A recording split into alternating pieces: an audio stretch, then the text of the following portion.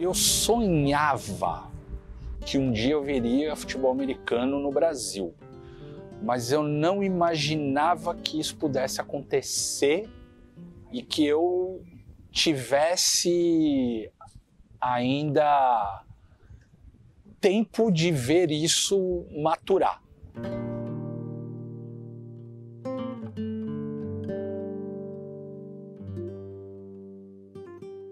Dizer que eu acreditava que fosse chegar onde chegou, eu vou estar mentindo, mas dizer que eu também nunca pensei que pudesse chegar e pudesse chegar mais longe, talvez eu nem veja, né?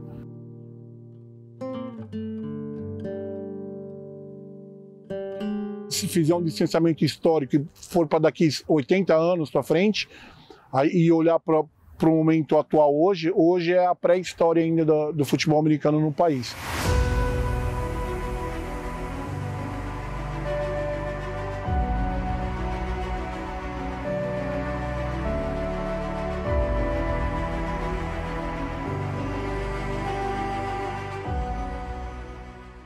Comecei como um apaixonado, acompanhando os jogos nos anos 80 na Rede Bandeirantes. Eu gosto de futebol americano desde o comecinho da década de 90, com as transmissões que a Bandeirantes fazia na falecida faixa nobre do esporte.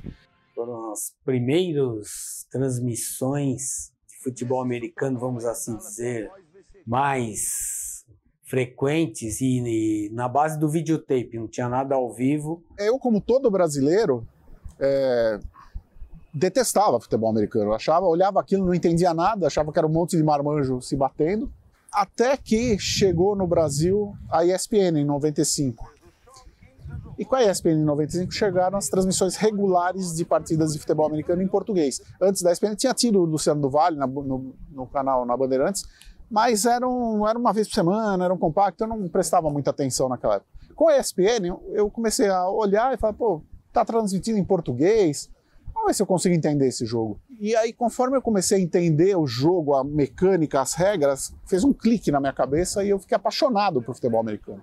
Isso lá para 95, 96, 97. Então, em 1998, naquela época não existia redes sociais, não tinha nada, nem Orkut, nada. Quando você queria debater algum assunto com outras pessoas pela internet, você entrava nas listas de discussão do Yahoo Groups. E foi criado em 98 a lista Red Zone. Um certo dia, assistindo jogos na ESPN, o André José Adler, que era o narrador, comentou que se jogava flag football aqui na Praça da Paz, e eu resolvi tentar descobrir o que era. Encontrei um grupo no Yahoo de pessoas que praticavam o esporte aqui. Então ali por volta de 99, 2000, eu ia muito para o Parque do Ibirapuera, eu ia andar ali, fazer exercício, e eu comecei a ver o pessoal jogando flag football, que é a versão do futebol americano com contato atenuado. E eu já gostava de assistir na televisão, aí eu já cheguei lá e me meti no meio da garotada, e dessa forma acabei criando um contato muito próximo com esse embrião da prática do futebol americano no Brasil, ou em São Paulo, pelo menos. E um lugar que é fácil aqui na cidade de São Paulo, o Parque do Ibirapuera é central para todas as regiões, é um lugar de fácil acesso e que tinha espaço para a gente poder praticar.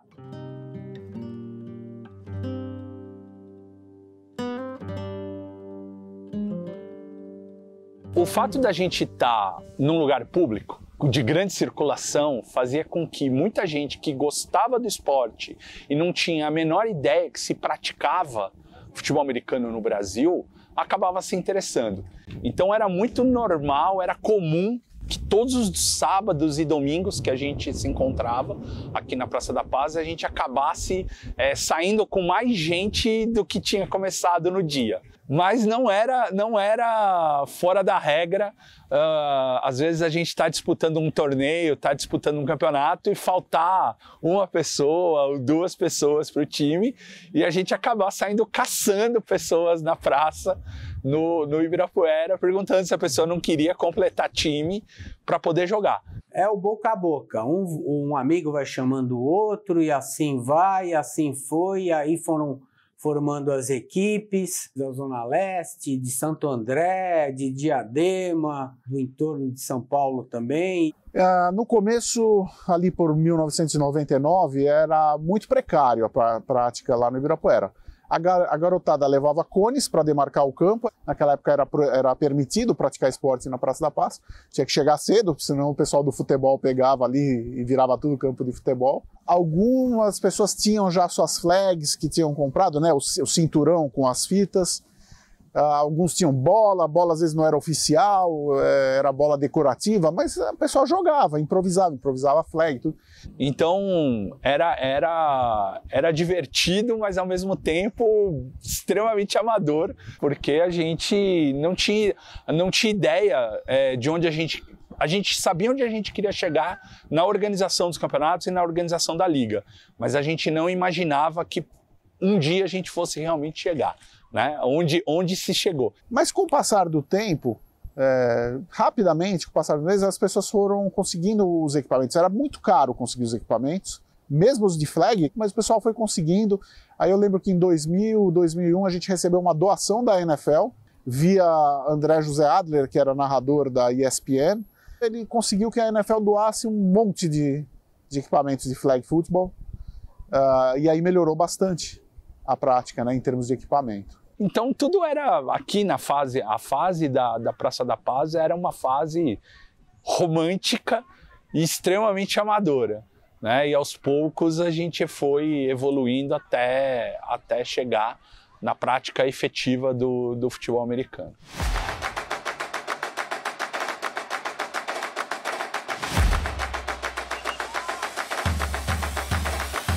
Estava em busca de um esporte e o meu sobrinho, na ocasião, em 2005, me chama para ir num treino de futebol americano no Ibirapuera. Quando eu chego, eu olho, vejo uma rapaziada treinando, uns 5, 6 moleques com uma bola de futebol americano, com umas fitas na cintura, sem equipamento, sem nada. Quando eu falei, pô, o que é isso? Ele falou, não, é flag football, não é futebol americano, é uma modalidade sem contato. E aí eu falei, tá bom, então vamos lá. Eu já tinha visto nos Estados Unidos futebol americano, já tinha visto o Luciano do Vale com futebol americano e falei, pô, pode ser que seja uma modalidade promissora. E comecei a brincar com a molecada. A gente jogou em 3 lugares aqui diferentes da Praça da Paz. A gente começou num espaço pequeno, porque jogávamos 5 contra 5, e conforme o esporte foi avançando no contato e no número de jogadores dentro do campo, a gente foi aumentando o espaço aqui na Praça da Paz. Ao mesmo tempo que a gente tinha esse espaço aqui para jogar, a gente acabava brigando com outros esportes que usavam o mesmo espaço para jogar, então futebol, frisbee, principalmente rugby, até o dia que a gente percebeu que não dava mais para utilizar o parque, ao mesmo tempo que a administração aqui do Ibirapuera foi expulsando a gente. O flag football ele saiu do Ibirapuera porque ele ficou grande demais para o Ibirapuera. Ele começou a ficar muito organizado, a ter campeonatos organizados, a ter as regras certinhas, exigindo uma demarcação de campo com tamanho correto. E aí não dava para fazer na Praça da Paz porque não era uma coisa oficial, então às vezes não dava para fazer o campo do tamanho que você queria, tinha outras pessoas ali ocupando a praça, às vezes os seguranças vinham e expulsavam, então você não... Então aí foi um salto do flag football para ele começar a ir para lugares mais adequados. Isso foi bom, por um lado, porque acabou acelerando a organização da liga, a necessidade da gente ter um espaço para praticar. E também os times já estavam mais organizados, então os times começaram a ter seus próprios lugares para treinar, depois para jogar. Então houve esse salto, isso aí já é na metade dos anos 2000, né? 2005, 2006, e acontece um grande salto do flag football, da prática do futebol americano, e também do futebol americano jogado com equipamentos. Ali para 2005, 2006, também algumas pessoas já começam a trazer os equipamentos de fora para jogar o futebol americano full contact, né? Full pads, e aí não dava para jogar mais no Ibirapuera, precisava de campos mesmo, e começa uma transição para campos de futebol, né, de várzea, de clube, públicos, acontece essa transição nessa época.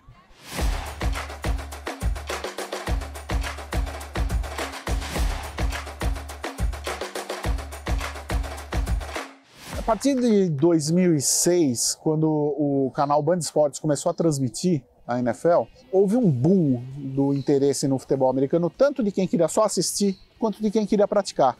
Primeiro você tinha um segundo canal com mais jogos, a própria ESPN, sentindo ali a concorrência, aumentou sua cobertura, criou o programa, o The Books on the Table, começou a dar muito mais ênfase no futebol americano. As narrações da ESPN passaram para o Brasil, para brasileiros, para o Everaldo Marques, para o Paulo Antunes. Isso gerou uma coisa mais íntima com as pessoas que estavam aqui. Isso acabou incentivando as pessoas a investirem na compra dos equipamentos necessários para jogar o futebol americano full pads, o futebol americano como é nos Estados Unidos, e não mais o flag.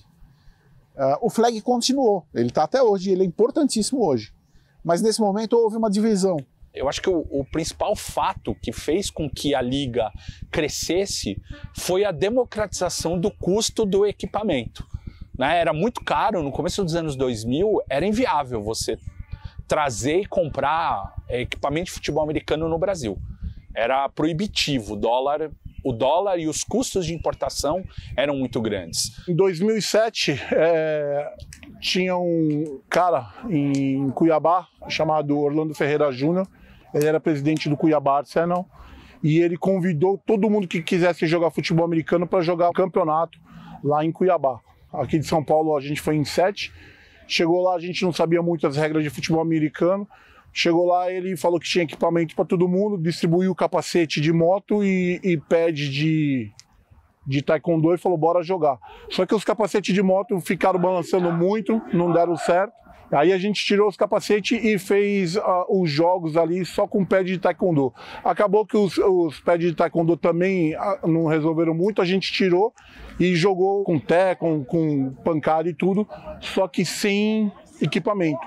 E aí começou um movimento no Brasil, todo mundo começar a comprar equipamento. Em 2008 acontece o primeiro jogo de futebol americano com equipamento completo no Brasil, que foi entre o Barigui Crocodiles e o Curitiba Brown Spiders. E a partir daí os times descobrem o caminho das pedras de como comprar esses equipamentos, porque até então as pessoas não sabiam como comprar e era tudo muito caro.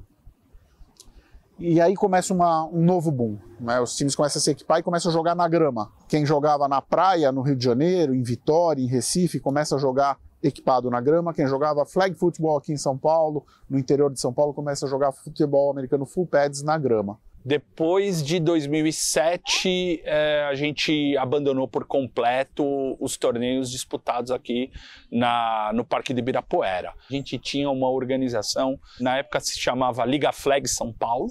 A liga ela durou até 2008. Em 2008, a gente estruturou a LPFA, que era a Liga Paulista de Futebol Americano, que depois foi se tornar a federação, efetivamente. E aí a gente passou a competir em outras praças, em outros campos, com mais estrutura que a própria Praça da Paz e o Parque do Ibirapuera.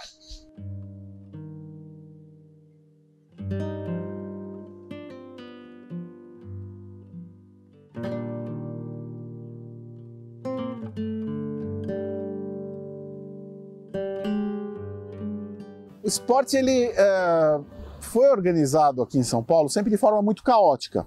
Quando eu digo caótico, eu não estou dizendo necessariamente ruim, não é isso. Havia excelentes iniciativas, mas aí somava-se uma concorrência de uma outra federação. Surgiam muitas federações, surgiam muitas ligas, muita rivalidade. Então, às vezes, dentro dos próprios times, né? Às vezes uma pessoa não concordava com a diretoria do time e ela saía e criava outro time. Isso teve o lado bom, esse caos teve o lado bom e teve o lado ruim. O lado bom é que toda vez que você tinha essas divisões, você tinha novas ideias surgindo, né? Você tinha gente com novas ideias, com criatividade. Por outro lado, você tinha enfraquecimento financeiro, enfraquecimento de infraestrutura. Sempre foi um desafio. Antigamente era uma brincadeira de final de semana, então o nosso sábado era jogando flag football e depois indo comer alguma coisa, tomar uma cerveja. E começou a virar uma coisa séria, começou a ser algo que precisava mais do meu tempo, então às vezes era treino sábado, jogo domingo, começaram a ter os treinos durante a semana e você arruma um jeito. Acho que a paixão faz você fazer isso. Comprei 60 capacetes, 60 shoulder com dinheiro próprio, e aí os equipamentos chegam no dia 3 de outubro de 2009, o Ronaldo Fenômeno, inclusive, estava aqui, ele viu a chegada dos equipamentos, falou, aí, Trigo, agora vai o esporte. Falei, agora vai. Para você equipar um atleta ali, em torno de $1.000, né? A gente está falando aí de mais ou menos, com despacho e tudo, a gente está falando de em torno de $100.000, tá? Toda essa brincadeira aí. Se você calcular hoje no dinheiro de hoje, você pode pôr aí R$600 mil. Na época eu nem lembro quanto eu gastei, mas foi uma boa grana. Com a demanda, né, por equipamentos crescendo e com o real ficando cada vez mais valorizado frente ao dólar, por volta de 2006 a 2007, isso começou a ficar próximo. Até que em 2008 para 2009, os primeiros importadores apareceram, né, aqui no Brasil, e dali para a organização dos primeiros torneios foi um pulo. Né? A partir do momento que você conseguia comprar equipamentos completos para jogar por um preço que girava entre R$1.700 e R$2.000, divididos em 10 vezes no cartão, ficou plausível jogar futebol americano no Brasil.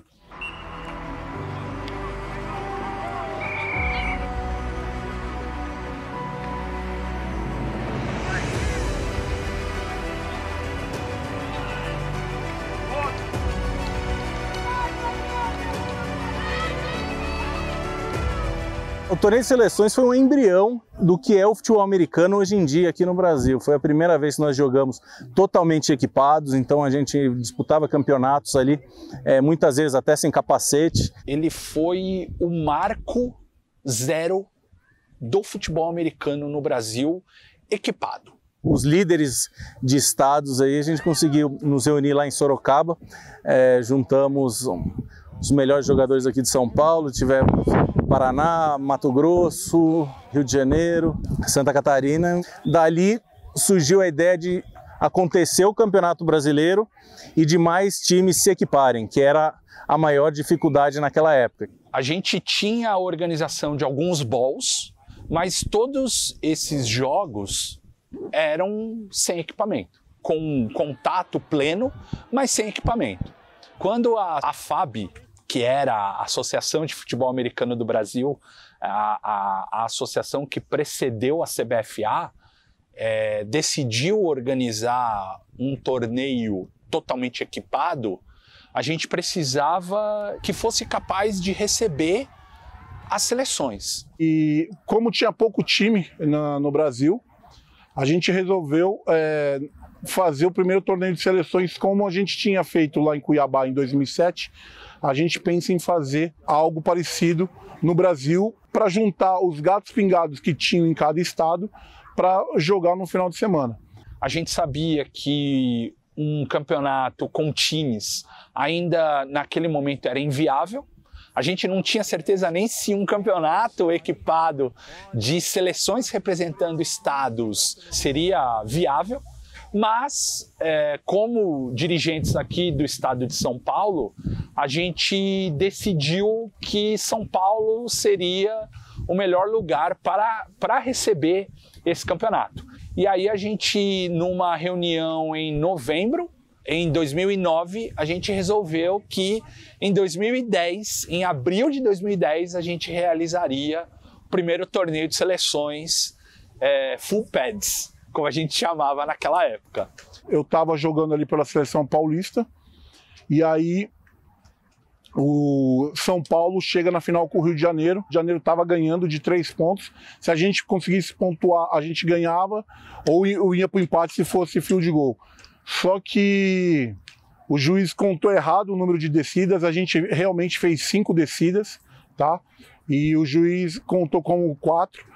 O problema não foi nosso, o problema foi da arbitragem. São Paulo fez o touchdown e ganhou em cima do Rio de Janeiro o primeiro torneio de seleções. E São Paulo acabou vencendo aquele torneio, né, com um adendo, um asterisco muito interessante, porque São Paulo não jogava contato. A gente só jogava flag em São Paulo. A gente tinha 2 times que treinavam futebol americano com contato. E a partir dessa base, dos 2 times, a gente criou e estruturou a seleção paulista. E o fato da gente ter vencido esse torneio foi muito emblemático, porque a gente não imaginava que pudesse vencer os times do Mato Grosso ou do Rio de Janeiro e até do Paraná, que eram muito mais estruturados e que já treinavam o futebol americano.